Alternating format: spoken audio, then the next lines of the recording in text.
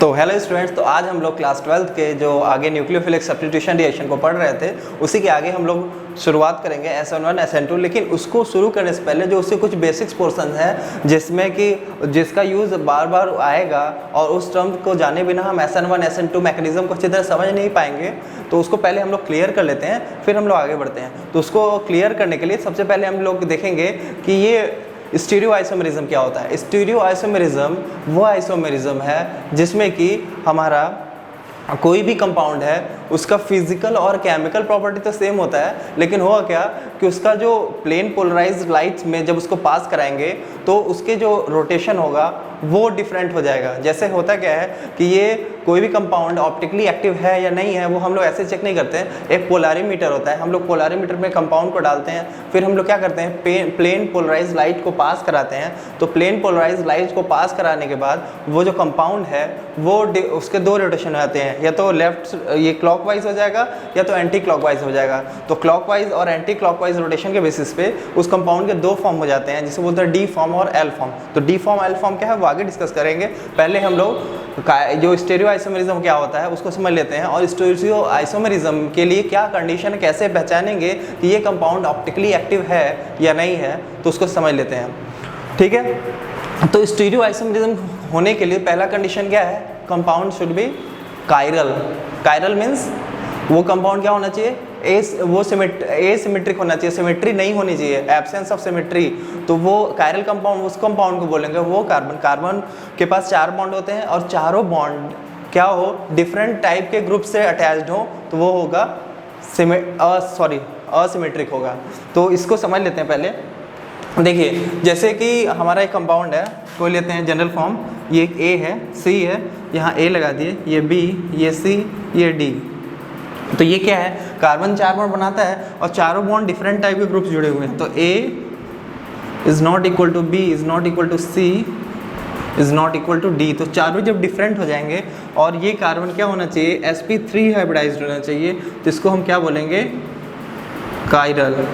और ये जब चारों डिफरेंट ग्रुप से जुड़ा हुआ है तो इसमें कोई सिमेट्री प्रेजेंट नहीं होगी, मीन्स इसको इक्वल हाफ में डिवाइड कर नहीं सकते, तो इसलिए इसका कंडीशन क्या है, कायरल होना चाहिए और एब्सेंस ऑफ सिमेट्री होना चाहिए। ऐसा कंडीशन है तो वो ये कायरल कंपाउंड होगा।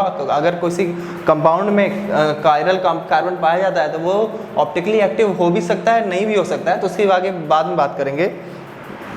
तो पहले हम लोग कायरल को पहचानना सीखते हैं, फिर हम आगे बात करते हैं कि ऑप्टिकली एक्टिव है या नहीं है, उसको नेक्स्ट डिस्कस करेंगे।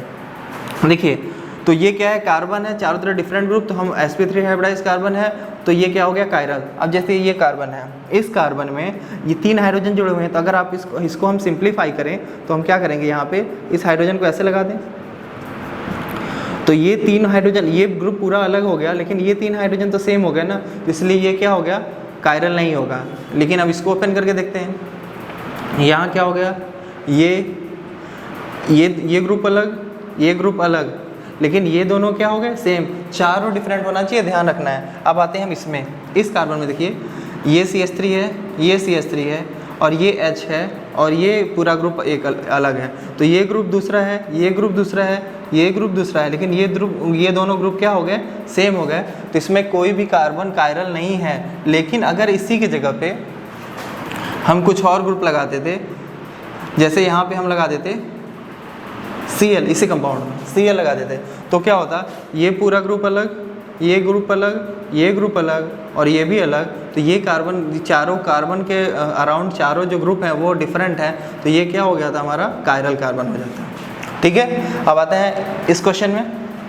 ये एक्चुअली कंडेंस फॉर्म है, अगर इसको ओपन करें तो ये ऐसे आएगा, यहाँ एक कार्बन, ये कार्बन, ये कार्बन, ये कार्बन, और कार्बन है तो 4 बॉन्ड बनाएगा, तो एक हाइड्रोजन यहाँ लगा दिए, एक हाइड्रोजन यहाँ लगा दिए, एक यहाँ 3 लगाएंगे क्योंकि हाइड्रोजन 4 बॉन्ड बनाता है।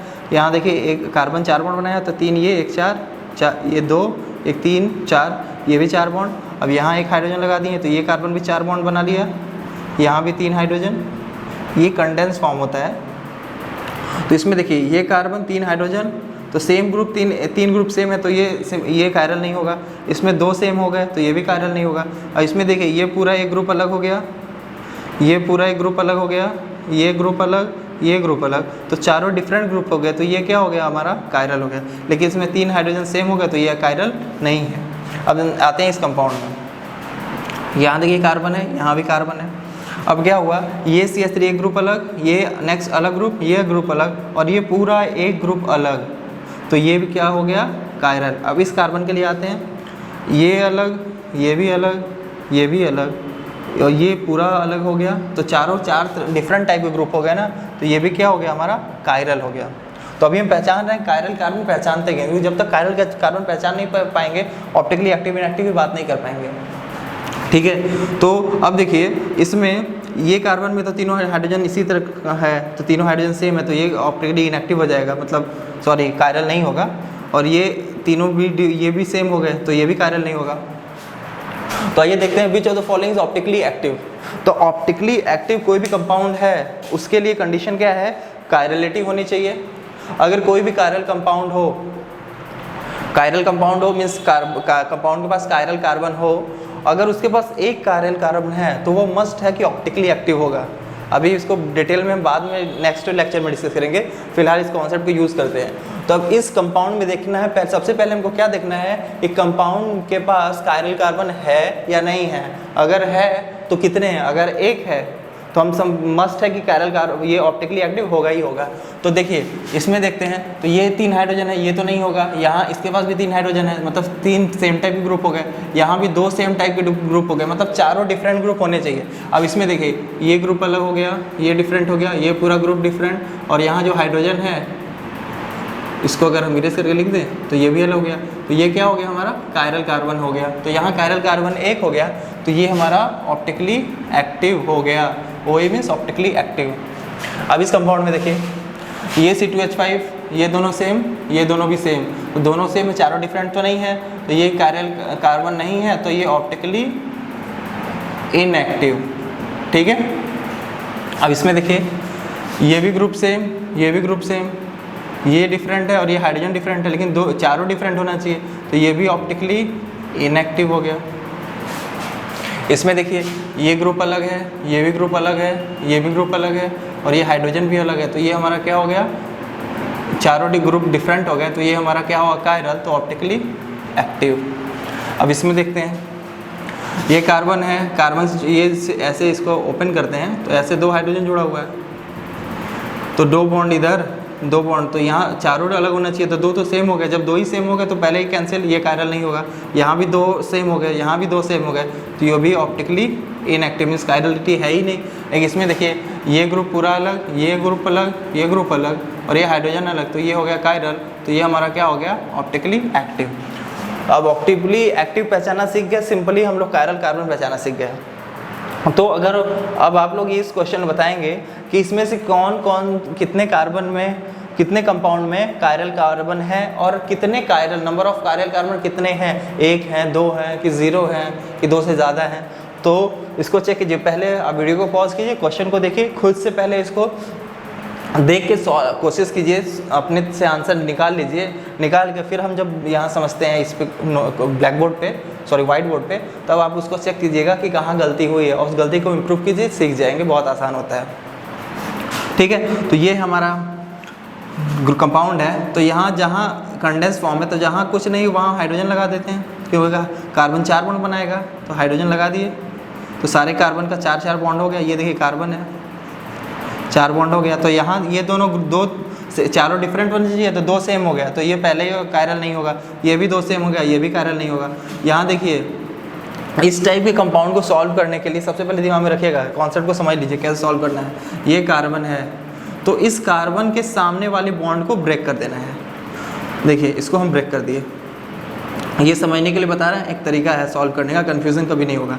इसको ब्रेक कर दिए, तो ये कार्बन यहाँ Cl, यहाँ H, और यहाँ पे आया, और यहाँ कार्बन हाइड्रोजन, तो ये दोनों ग्रुप तो डिफरेंट लग रहा है ना। देखिए यहाँ Cl लगा हुआ है, यहाँ हाइड्रोजन, यहाँ H, यहाँ सिर्फ हाइड्रोजन, यहाँ हाइड्रोजन, तो ये पूरा ग्रुप क्या हो गया, डिफरेंट। ये पूरा ग्रुप क्या हो गया, डिफरेंट, और यहाँ OH डिफरेंट, और ये भी डिफरेंट, तो चारों डिफरेंट टाइप के ग्रुप लगे हुए हैं, तो ये क्या हो गया, हमारा कायरल कार्बन हो गया।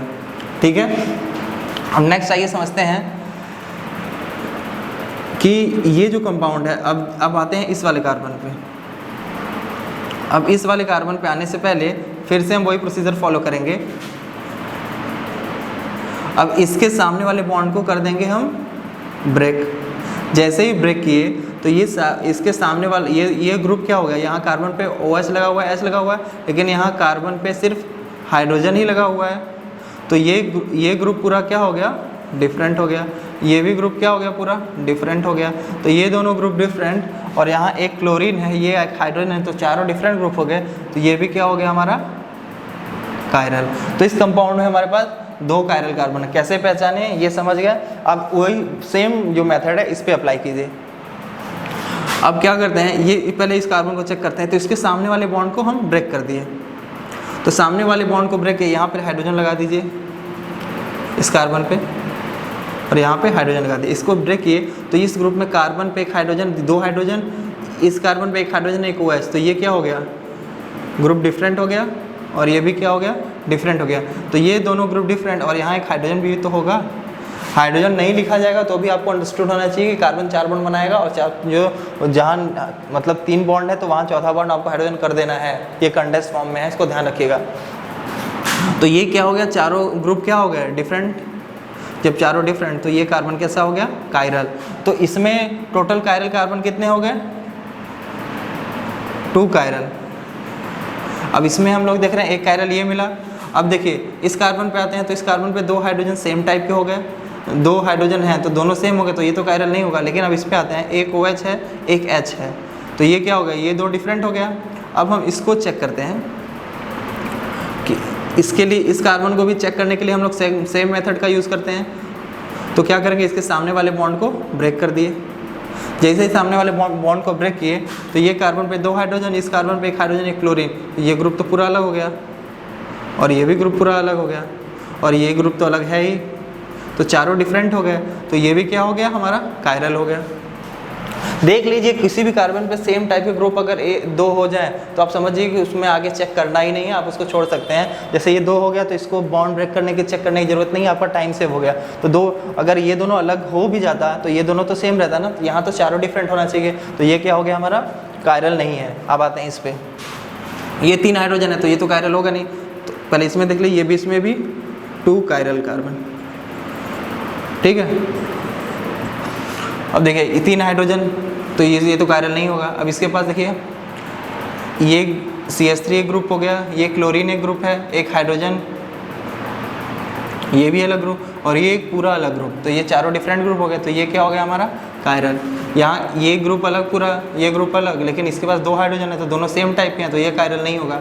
अब इसमें देखिए ये ग्रुप एक अलग है, ये फ्लोरीन है, और ये पूरा ग्रुप अलग है, और एक हाइड्रोजन है, तो ये भी क्या हो गया हमारा, कायरल। तो यहाँ भी हमारा 2 कायरल। अब इसमें आइए, तीनों हाइड्रोजन अलग, तीनों हाइड्रोजन सेम हो गए, तो ये कायरल नहीं होगा। अब इसमें देखिए एक हाइड्रोजन ये है, एक CH3 है, एक हमारा फिनाइल ग्रुप है जिसको, तो ये पूरा ग्रुप अलग हो गया, ये भी अलग, ये भी अलग, और एक हाइड्रोजन अलग, तो ये हमारा क्या हो गया, कायरल। अब C2H5 को हम लोग ओपन करके चेक कर लेते हैं। तो C2H5 को ओपन करेंगे तो हम ऐसे लिख सकते हैं CH2 CH3। तो CH2 में 2 हाइड्रोजन सेम, तो ये भी कायरल नहीं है। यहाँ 3 हाइड्रोजन सेम, तो ये भी हमारा कायरल नहीं होगा।